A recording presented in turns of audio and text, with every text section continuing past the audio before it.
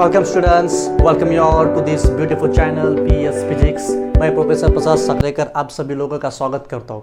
तो बच्चों, last lecture में हम लोगों ने कुछ एरर्स के न्यूमेरिकल सॉल्व किए थे। उसके पहले वाले लेक्चर्स में हमने एरर्स के बारे में देखा था। तो ये और पिछला वाला ये लेक्चर उन्हीं लोगों के लिए महत्वपूर्ण रहेगा जिनको मतलब एरर्स के बारे में बेसिक चीज़ें पता हो। अगर आपको नहीं पता है तो कोई टेंशन ना लो, यूट्यूब पे जाओ, PS फिजिक्स टाइप करो, प्लेलिस्ट में जाओ, आपको सारे के सारे वीडियोस वहाँ पे मिल जाएंगे। ठीक है।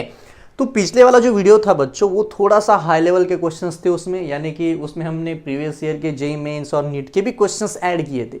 तो ये वाले की वीडियो में हम कुछ बेसिक क्वेश्चंस देखेंगे जो इंपॉर्टेंट रहेंगे, जो बच्चे अभी 11th में जाएंगे उनके लिए। ठीक है। तो चलिए फर्स्ट क्वेश्चन शुरू करते थे। Two resistance R1 R2 are connected in series, find equivalent resistance. मैंने आप लोगों को बोला था कि भाई एरर हमेशा ऐड होती है, एरर कभी सब्ट्रैक्ट नहीं होती। कुछ भी हो, एडिशन हो ऐड ही करो, सब्ट्रैक्शन हो ऐड ही करो, कुछ भी रहो, एरर हमेशा ऐड ही होगी, एरर कभी सब्ट्रैक्ट नहीं होगी। समझ में?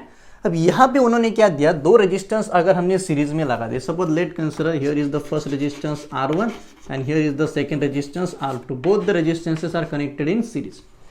तो जो टोटल रेजिस्टेंस हमें मिलेगा वो ऑब्वियसली दोनों की एडिशन होगी R1 plus R2, because we know that series में हम लोग क्या करते हैं, रेजिस्टेंस की एडिशन। 10th में आप लोगों ने देखा होगा ये।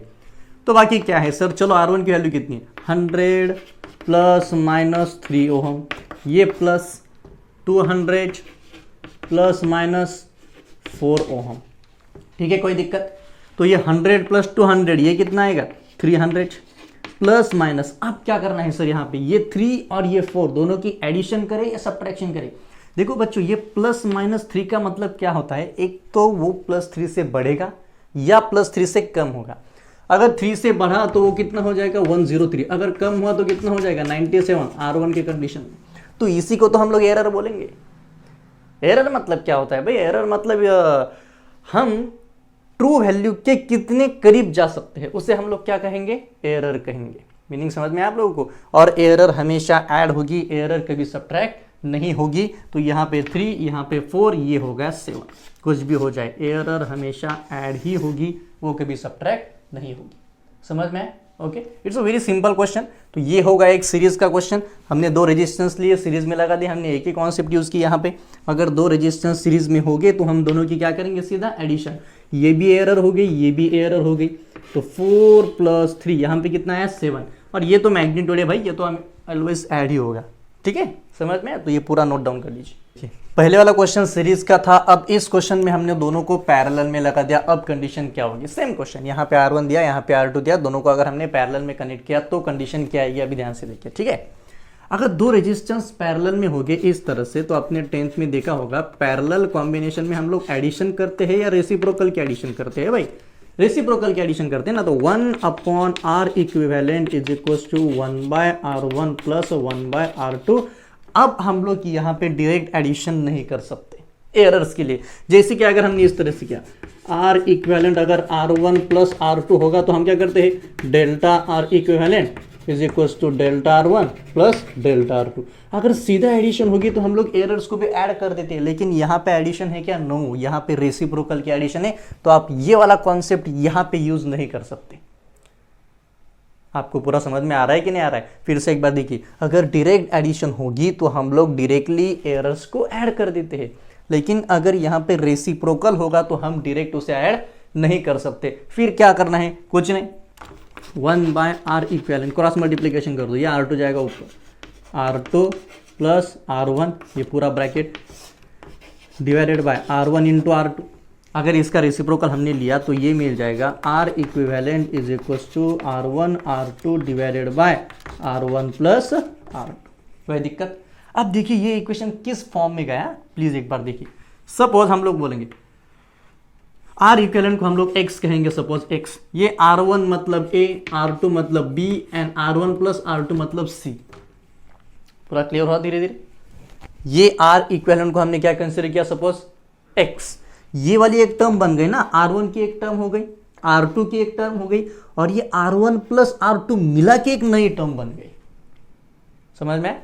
तो इसे कहा A, इसे कहा B, इसे कहा C। अब इसका एरर अगर फाइंड करना है तो हम लोग ऐसे कर सकते हैं, delta x upon X delta A upon A, delta B upon B, delta C upon C. ये कैसे करने का ये मैंने एरर्स के फर्स्ट लेक्चर में एक्सप्लेन किया है, ठीक है। तो प्लीज़ एक बार वो लेक्चर देख लीजिए। मैंने स्टार्ट में ही बोला था कि आपको एरर्स के बारे में थोड़ी बहुत जानकारी होना ज़रूरी है, तभी जाके आपको ये लेक्चर समझ में आएगा, ठीक है। Delta X upon X, delta A by, delta B by B, delta C by C.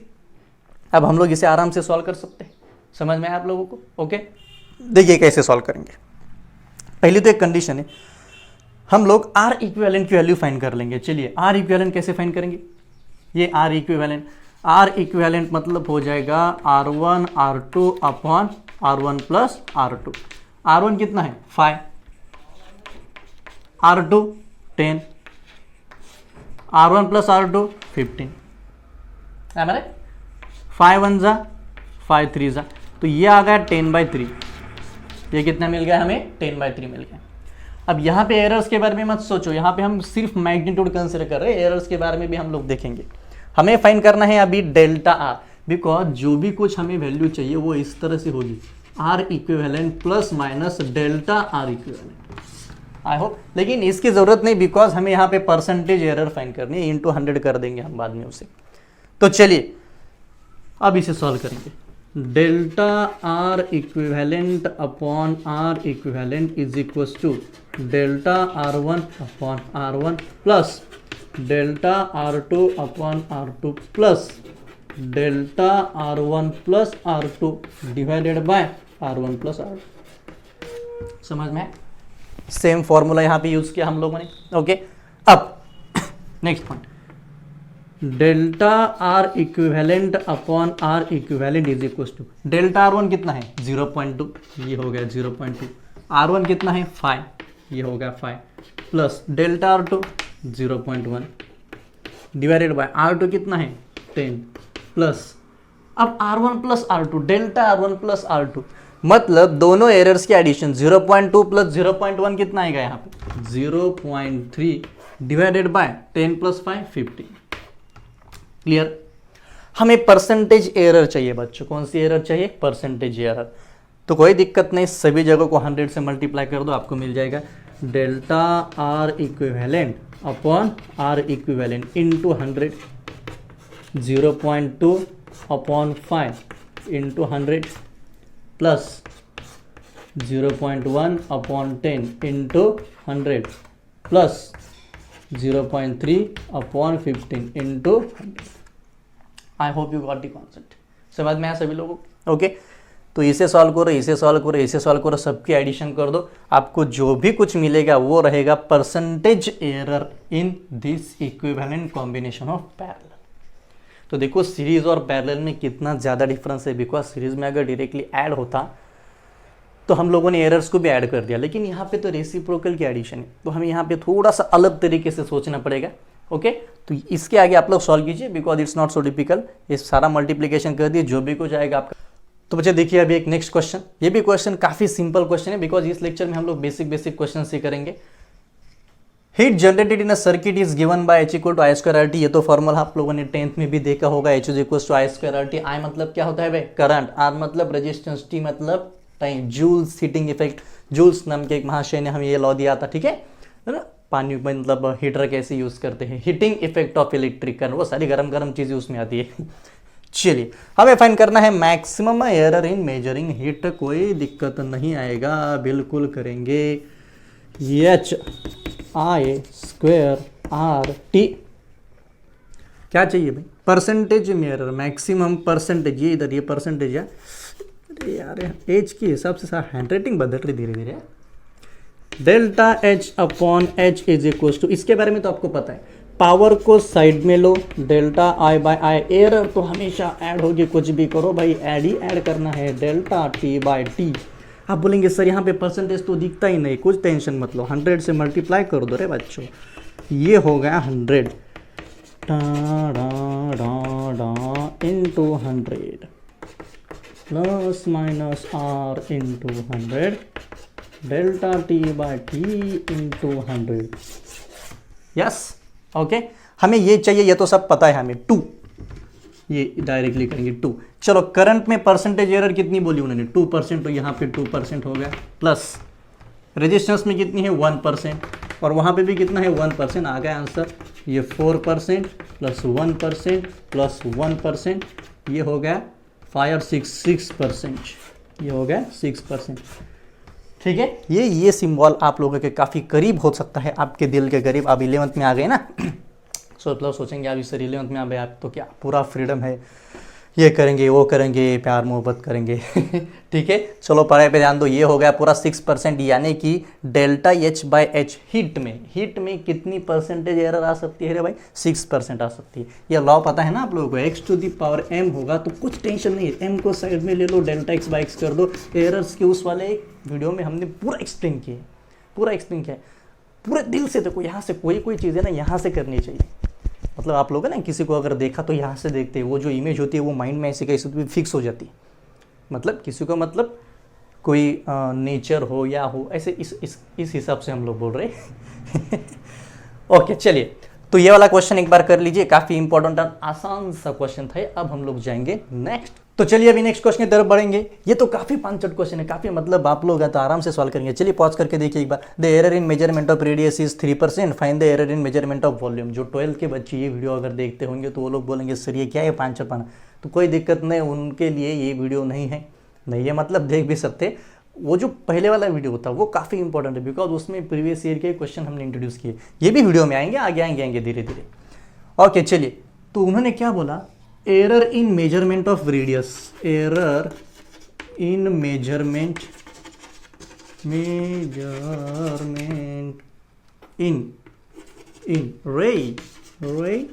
Radius is कितना परसेंट भाई? 3% बोला उन्होंने। हमें फाइंड करना है percentage error in measurement of volume. Percentage error find करेंगे, percentage error in measurement of volume, मतलब हमें फाइंड करना है delta V/V into 100।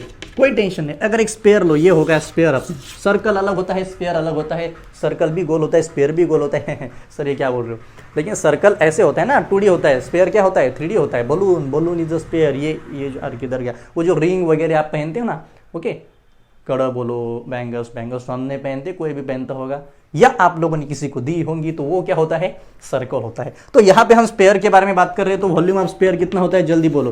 4/3 pier cube, 4/3 pier cube. ये भी कांस्टेंट, इसको छोड़ दो। डेल्टा V/V, ये तो कांस्टेंट है, उससे कोई लेना देना नहीं। कांस्टेंट में एरर नहीं आती बच्चों, कांस्टेंट में एरर नहीं आएगी, बिकॉज वो तो कांस्टेंट, एरर कहाँ से आएंगे? ये 3 को साइड में ले लो, यहाँ पे आ जाएगा डेल्टा R बेटे यार। परसेंटेज चाहिए, कोई टेंशन नहीं, 100 से मल्टीप्लाई कर दो। 103 डेल्टा बाय R इंटू 100। ये पहला, ये दूसरा, ये तो कांस्टेंट निकला ओके, ये चाहिए। उन्होंने क्या दिया? Measurement of radius of sphere, वो कितनी है? 3%, यानी कि 3 इंटू, ये टोटल कितना था? 3%। 3 इंटू 3 कितना आ गया? 9%। हर आंसर को 9%। ये सिंपल तो दिल में बैठना चाहिए, आंसर है मतलब दिल। ठीक है, समझ में आप लोगों को? एरिया भी होगा, स्पेयर का एरिया कोई भी ले लो आप। सर्कल होगा, सपोज सर्कल का एरिया कितना होता है? Pier square. तो आप उसके हिसाब से भी उसे सॉल्व कर सकते हैं, कोई दिक्कत नहीं। इस वाले क्वेश्चन में देखिए क्या दिया है, period of oscillation of pendulum is 2.63, 2.56, 2.42, 2.71 and 2.80। We have to find average absolute error. कौन सी एरर फाइंड करने है हमें? Average absolute error. अब देखिए इसमें क्या करना है, ठीक है। सपोज पहले तो हम लोग फाइंड कर लेंगे मीन, सबका मीन क्या आएगा? सपोज ये वाली फर्स्ट क्वांटिटी हो गई 2.63 प्लस मीन पता है ना आप लोगों को कैसे फाइंड करना है? सबके एडिशन कर दो, डिवाइडेड बाय उतना नंबर कर दो। इसमें ज़्यादा टेंशन लेने का नहीं यार। डिवाइडेड बाय, अब देखो ये कितना है? 1 2 3 4 5। ये डिवाइडेड बाय 5 करो, इसे सॉल्व कर दीजिए आप लोग, आपको आंसर मिलेगा 2.62। शॉर्टकट मारता हूँ मैं सेकेंड। ये आ गया आपका मीन। ये क्या आ गया? मीन। बट हमें मीन थोड़ी फाइंड करना है, हमें तो फाइंड करना है एवरेज एब्सोल्यूट एरर, यानी कि उसे आप लोग मीन एब्सोल्यूट एरर भी बोल सकते हैं। ठीक है, एवरेज और मीन एक ही तो होता है। लेकिन अब क्वेश्चन ये आता है कि सर ये एब्सोल्यूट एरर कैसे फाइंड करें? ये जो है इसे तो हम लोग बोलेंगे सपोज मीन, TM बोल देंगे, मीन एरर, सपोज डेल्टा बोल देंगे, एरर है इसलिए डेल्टा एम, ओके, नहीं तो टी एम ही बोल दो यार, क्या हो रहा है उससे।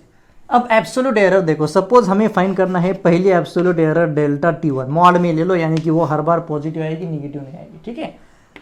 तो हम उसे लेंगे suppose mean error minus first time period T one, यानी कि देखिए मीन कितना है 2.62 माइनस 2.63, ये आएगा 0.01 सेकेंड, प्लस की माइनस, एक्चुअली माइनस में आएगा लेकिन उसको हमने मॉड में लिया इसलिए वो प्लस में जाएगा, 0.01 सेकेंड आएगा, ठीक है। अब सेकेंड कंसीडर करो, अगर हमने यहाँ पे लिया डेल्टा टी टू, तो डेल्टा टी टू को हम लोग लेंगे T M minus T two, तो ये कितना आएगा टी एम 2.62 माइनस 2.56, तो ये कितना आएगा अभी 56 और 62, ये आएगा 0.08 मेरे ख्याल से, ये हो गया 2 और ये हो गए सपोज 4, 0.06 सेकेंड, कितने आ गए 0.06 सेकेंड। चलो डेल्टा टी थ्री फाइंड करेंगे, ये आएगा टी एम मतलब क्या है रे, टी एम मतलब मीन टाइम, टी मतलब टाइम पीरियड है भाई, टी मतलब टाइम पीरियड होता है, देखिए period of oscillation of pendulum, तो टी मतलब क्या हो गया टाइम पीरियड, किसका पेंडुलम का। हाँ मैं तो बोलेंगे सर ऐसे क्या कर रहे हैं आप लोग, ठीक है, ओके। टी एम कितना है भाई 2.62 माइनस टी थ्री, ये होगा, इसको पकड़ो 2.42, चलो बोलो 62 42 0.20 यस, बराबर है ना 0.20 yes obviously.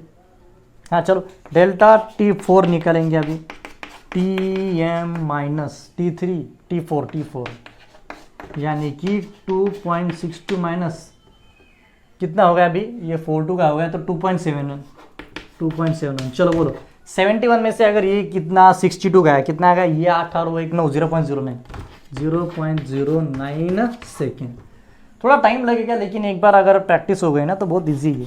Delta T five, हाँ एब्सोल्यूट एरर का अगर पीछे का लेक्चर फिर से एक बार देख लीजिए, last lecture I think numerical का था, उसमें जो न्यूमेरिकल्स हम लोगों ने किए थे ना वो थोड़े से हाई लेवल के थे, मतलब जे मेंस और एडवांस के न्यूमेरिकल थे, ये वाले न्यूमेरिकल नीट लेवल के हो गए या सीईटी के लेवल के हो गए, ठीक है। तो ये भी वीडियो आप लोग एक बार देख लीजिए, बेसिक कॉन्सेप्ट क्लियर हो जाएंगे आप लोगों की। T M minus T five, T M कितना है 2.62 माइनस टी फाइव कितना है 2.80, इसको भी सॉल्व करो, इसका भी आंसर मिलेगा। लेकिन ये तो हो गए हर एक की एब्सोल्यूट एरर, हमें क्या फाइंड करना है, we have to find average, average का मतलब होता है मीन। अब एवरेज कैसे निकालेंगे, सबके एडिशन करो डिवाइडेड बाय उतना नंबर, समझ में आया, ठीक है।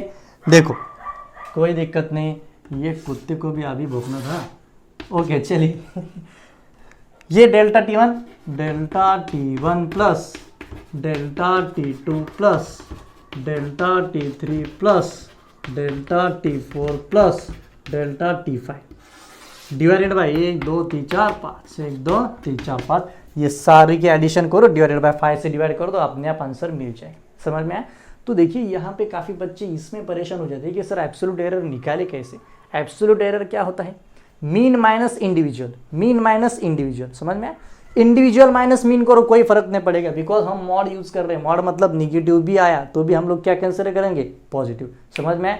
तो फट से एक बार फिर से इसे रिपैक कर लो, पॉज कर लो और सॉल्व करेंगे। अब ये काफ़ी पांचट क्वेश्चन है ये एक्चुअली, लेकिन दिखने में थोड़ा बहुत भयानक दिखता है। ये देखिए एक्स की वैल्यू दी 2k³ L square upon M root N, percentage error दी वाली, k की 1%, एल की 2%, एम की 3%, एन की 4%। We have to find X is uncertain by. अभी बच्चे बोलेंगे सर ये क्या नया आ गया फिर से, अनसर्टन बाय मतलब क्या। बच्चों देखिए ये एरर का मीनिंग क्या होता है, अगर हमने इस तरह से लिखा, आई थिंक मैंने एरर में भी एक्सप्लेन किया था, L plus minus delta L, suppose ये ऐसे करेंगे 20 प्लस माइनस 1%, तो ये प्लस माइनस 1% मतलब एग्जैक्टली होता क्या है, या तो ये 1% से बढ़ सकती है या तो 1% से कम हो सकती है। जैसे कि मैंने प्रीवियस लेक्चर्स में आपको एक एग्जांपल दिया था। अगर मैंने आप लोगों को पूछा कि भाई तो कितने मार्क्स मिलेंगे, मतलब आपको कितने मार्क्स मिल सकते हैं एग्जाम में, जैसे कि आप पेपर लिख के आए, मैंने बोला कि आपको कितने मार्क्स मिलेंगे, आप बोलेंगे सर 60 to 80 के बीच में मिलेंगे, 60 to 80 के बीच में मिलेंगे, ठीक है। कुछ बच्चे बोलेंगे सर 35 to 40 के बीच में मिल जाएंगे पास तो हो ही जाएंगे। अब क्या आप ऐसे बोलते हैं क्या सर 66.27 या 60-80 मार्क मिलेंगे सर, कितना भी हो कुछ भी हो 68, ना ही उसके अब ना ही उसके नीचे, ऐसा हो सकता है क्या? बिल्कुल नहीं। आप क्या बोलते हैं सर 60 to 80 के बीच में वो जो होता है ना उसे हम लोग बोलते हैं परसेंटेज ऑन अनसर्टन, यानी कि उसे हम लोग बोलते हैं जो ±1% का मीनिंग है ना, मैं ये इसका मतलब क्या होता है ये आप लोगों को बता रहा हूँ, ठीक है। एक तो 1% से बढ़ सकता है, 1% से कम हो सकता है। तो आप बोलेंगे सर 80 मार्क्स मिलेंगे, मैंने बोला फिक्स कंटिन्यू 80 नहीं, आप बोलते नहीं सर 85 भी हो सकते या 75 भी हो सकते, बढ़ भी सकते या कम भी हो सकते। समझ में आया? ओके चलिए, तो एक तो बढ़ना नहीं तो कम होना, सिंपल है, कुछ नहीं उसमें। अब इसमें करना क्या है, परसेंटेज एक्स फाइंड करना है, कोई दिक्कत नहीं सर कर लेंगे। परसेंटेज एक्स मतलब एक काम करो ना, delta X by X find करना है। ओके स्टेप बाय स्टेप जाएंगे। ये 2 तो कांस्टेंट है, इसमें एरर तो बिल्कुल नहीं होगी, कांस्टेंट में एरर नहीं होती, कांस्टेंट में एरर नहीं होती। ये के क्यूब है, पावर को साइड में निकालो, डेल्टा के बाय के, ये पढ़ा है आप लोगों ने बचपन में ही पढ़ा है, बचपन में मतलब लास्ट लेक्चर में, plus two delta L by L. Okay M, अभी एम में तो कुछ है नहीं, कुछ नहीं मतलब 1 ही ले लेंगे, delta M divided by M. अभी ये मत सोचो कि सर ये नीचे है ऊपर गया तो माइनस जाएगा, ना ना ना, ओके ना ना ना, गाना मत गाओ, ना ना करते प्यार। ओके ओके, ये रूट मतलब ये 1/2 आ गया, डेल्टा एन बाय एन, क्या गया ये delta N by, you know root मतलब क्या होता है एन टू द पावर 1/2, ये हो गया। बाकी अभी क्या परसेंटेज फाइंड करना है, तो 100 से मल्टीप्लाई कर देंगे, ये आ गया इधर 100 से मल्टीप्लाई, ये 3 डेल्टा के अपॉन के इंटू 100, ठीक है, plus 2 delta L divided by L into 100। जो 12th के बच्चे ये वीडियो देखते होंगे वो काफ़ी बच्चे बोर होंगे, सर ये इतनी बारीक बारीक चीज़ आप क्यों बता रहे हो। तो ये वीडियो नॉर्मली 11th के बच्चों के लिए है, ठीक है। उनको अगर डायरेक्टली लिख के दिया तो बच्चे भाग जाएंगे, सर हमें नहीं पढ़ना है फिजिक्स या क्या है इसमें, इसलिए थोड़ा सा स्टेप बाय स्टेप चलो भाई, थोड़े से मज़े लो तब जाके समझ में आएगा। बहुत सारे मज़े हैं, आगे धीरे धीरे समझेंगे अभी उनको भी। Delta M by M into 100 plus 1/2 delta N by N into 100। समझ में आया सबको? ओके अब आगे क्या करना है, ये 3, चलो के में कितनी एरर है 1%,